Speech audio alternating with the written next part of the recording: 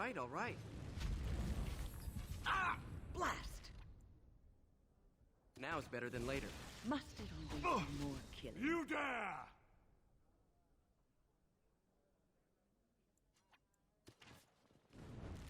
A little backseat, they'll never see me coming.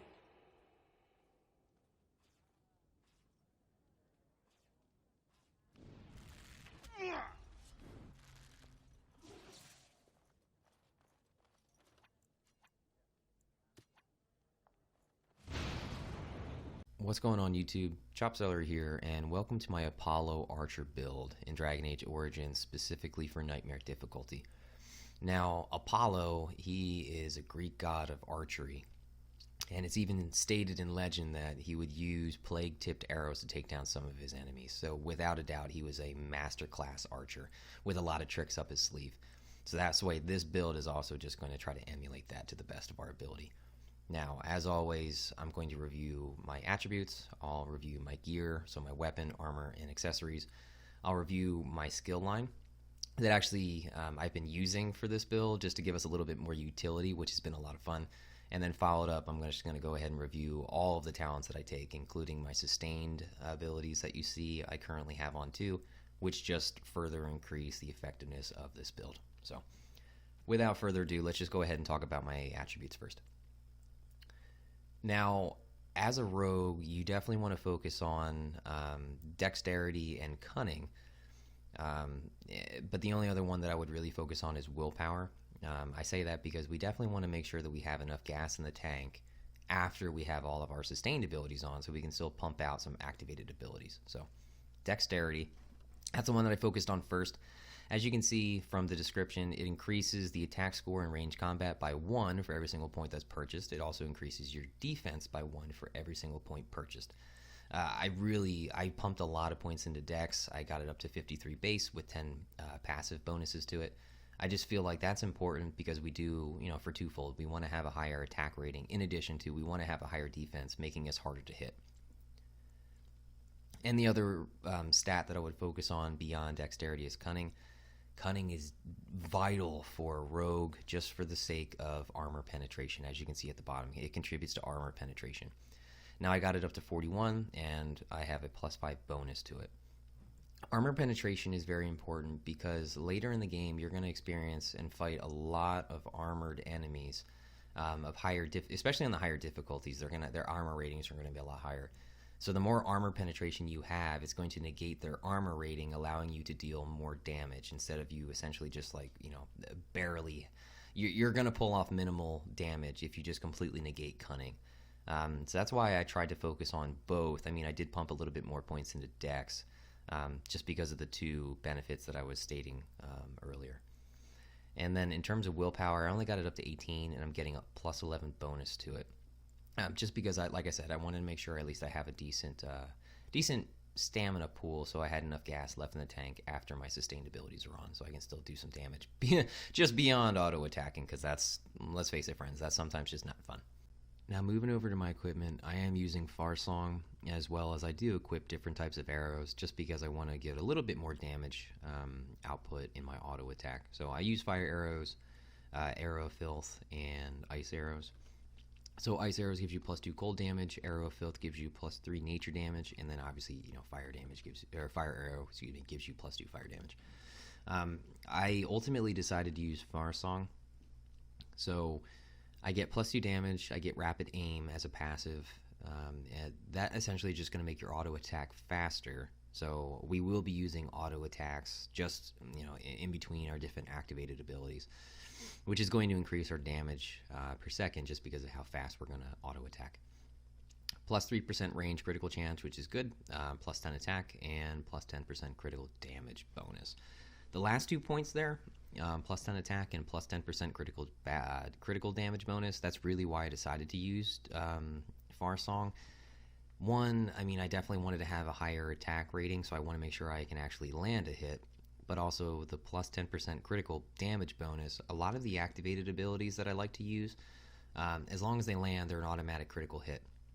So because of that passive of getting an additional +10% critical damage, it's just going to essentially pump out more damage for those activated abilities. You can get Far Song from the Red Cliff blacksmith if you decide to talk to Owen, who is the original blacksmith, and just tell him, you promise him that you're going to go look for his daughter.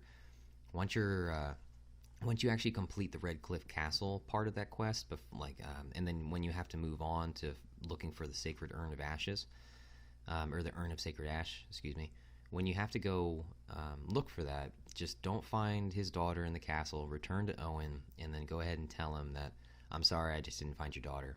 He's actually going to commit suicide because he's so distraught over the loss of his wife and his daughter.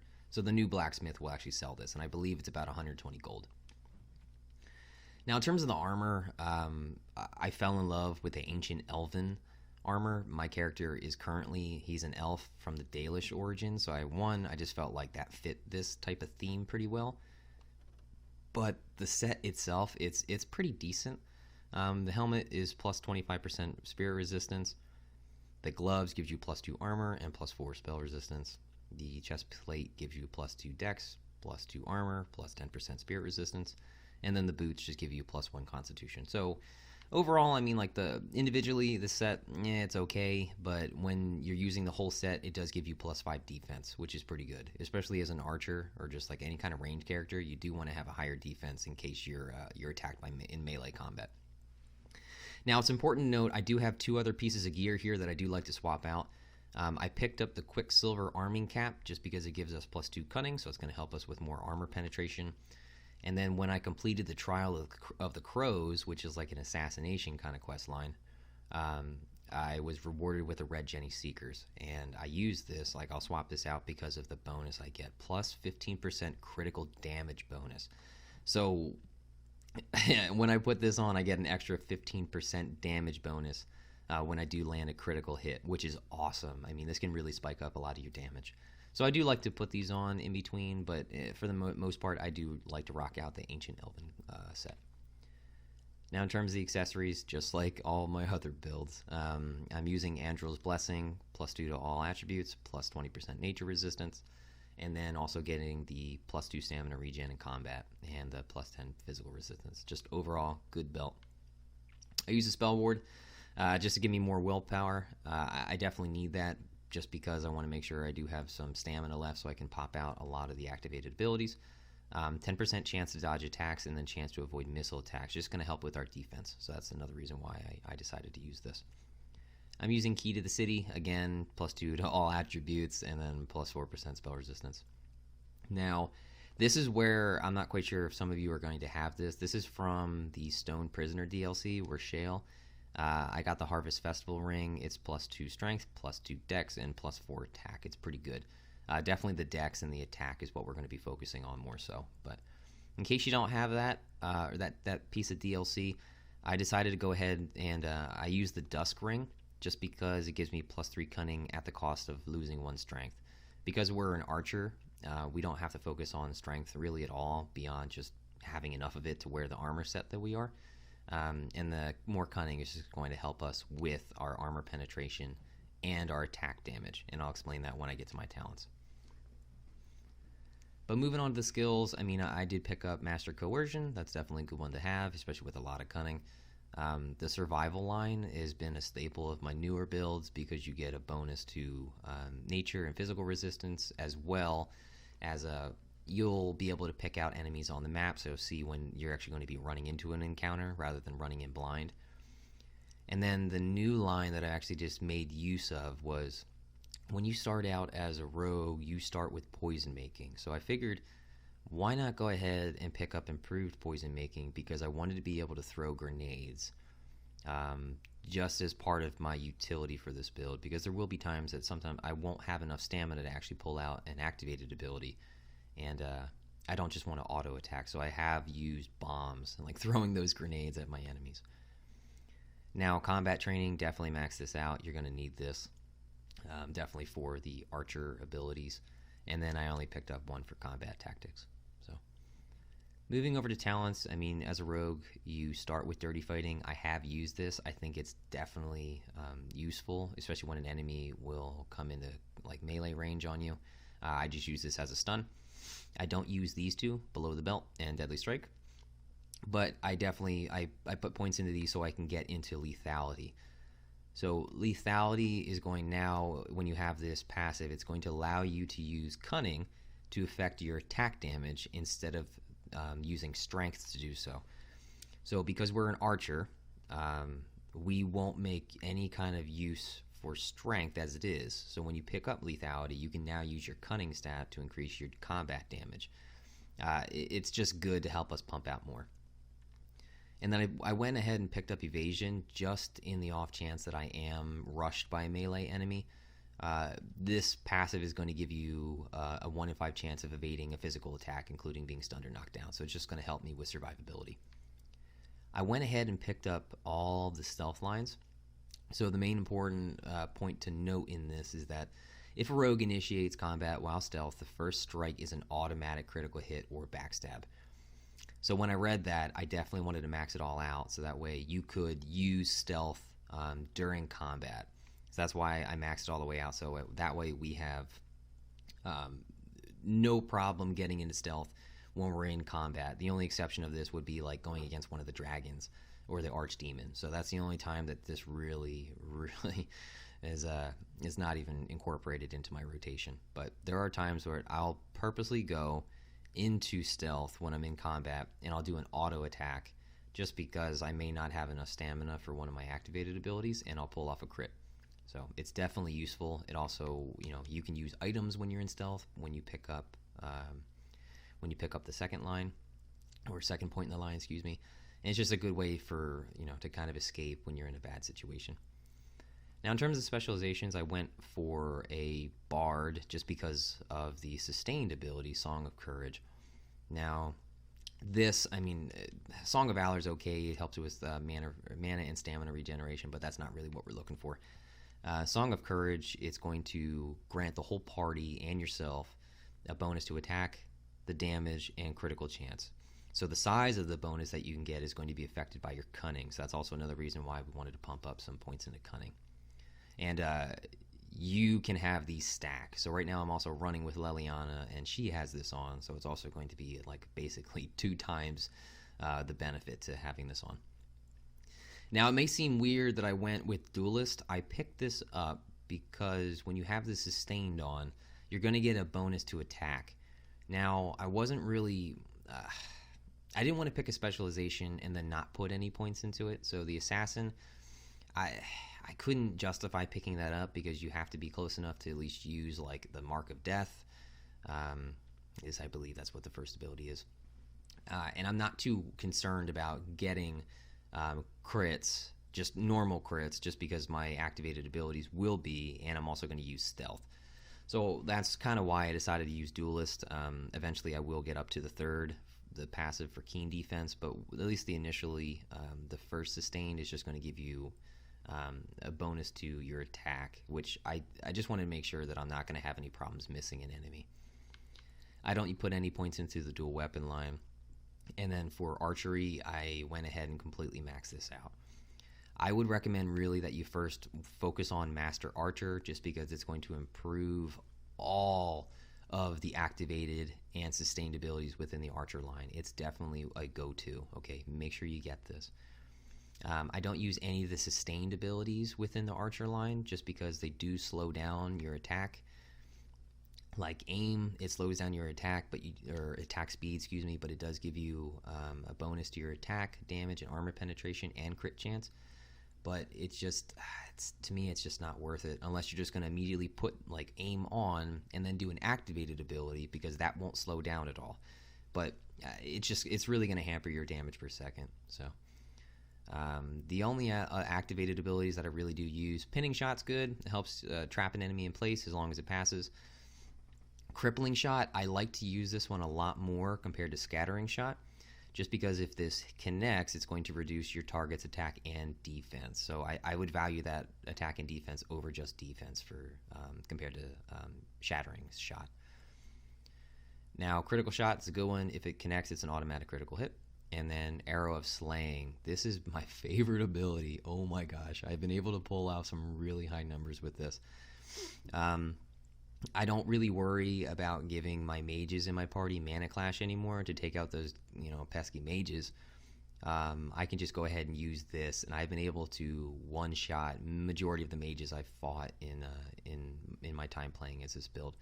This pulls off very, very high numbers, so that's why I wanted to increase my critical hit damage. The only other one out of this line that I use is just Scatter Shot. I use this because it is automatically going to hit, and it's going to stun the target, dealing normal damage, but it's also going to essentially break apart, and it's going to stun all the enemies within that area with the same effect. It's just good for crowd control, not only at a distance to help my tank just a little bit more, control the battlefield, but also I've used this to get to stun an enemy and then kind of get away from them. So, all right, friends, that has been the build just in short, and now I'm going to go ahead and turn it over to some real-time gameplay so you can see it in action. All right, hang on.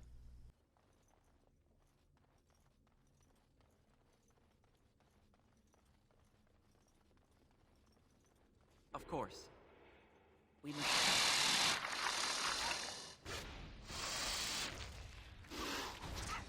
All right, all right. Yeah! Let's see what you're made of! I'll get on it. Got it.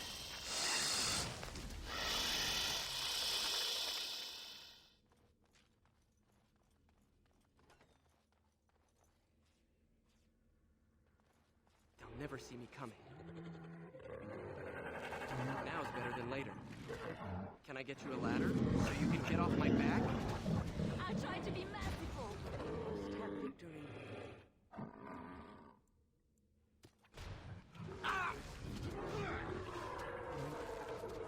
Thus I cloak my naked villainy. I'll get on it. Now's better than later. Defend yourself. Can I get you a ladder so you can get off my back? Oh, Looks this like is we might a need nasty another one. hunt. Here comes trouble.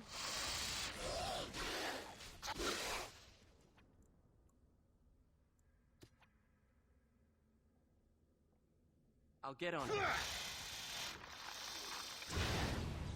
All right, all right. Got it. All right, all right. Glory! A little backstabbing never hurt anyone. I never liked this part.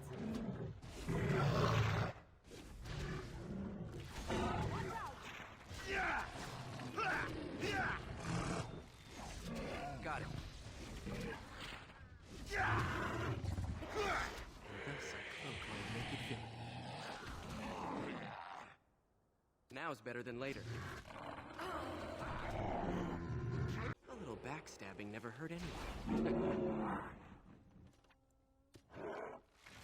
That's right, come on! My magic will make short work of them. Yeah! All right, all right. Someone's going to fall, and it sure won't be me! I'll get on it. To victory! Got it. Now's better than later. And thus I cloak my naked villainy. Excellent! You'll get no mercy from me! Got it. All right, all right. Be careful! Can I get you a ladder so you can get off my back? A little backstabbing never hurt anyone. We have done well. I see a trap. Yes. It's done.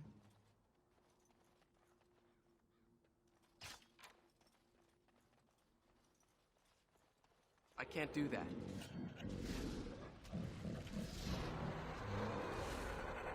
All right, battle it is then. We must strike.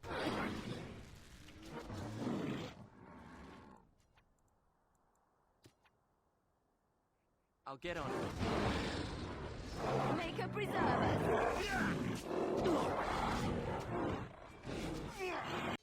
And thus I cloak my naked villain.